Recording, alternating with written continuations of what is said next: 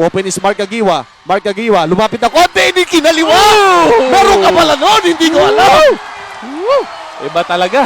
Etong si Mark Kagiwa, parang ano to kung kumilos to, parang veterano, pero alam natin, first year player itong si Mark Kagiwa, rookie po ito.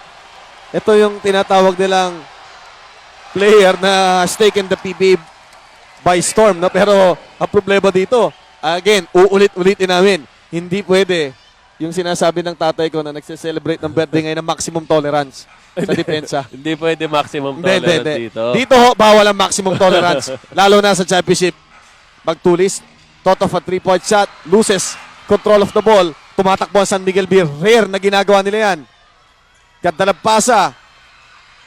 Ildefonso, minadali ang tirang yun. And rare yan for a championship team like San Miguel to throw an opportunity like that. Yes, and he was right in front of the basket. Pero dapat mo i-credit yung Barangay Ginebra defense. Alam nila may advantage siya yung San Miguel, pero they still caught up. At nandoon pa rin sila sa harap ni Danny Ildefonso. Yan ang sinasabi namin hindi nagkukulang sa Barangay Ginebra. Yung tunay na puso.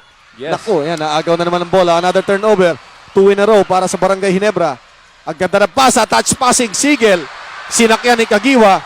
And that was a wise foul. You don't allow layups in a championship game, much more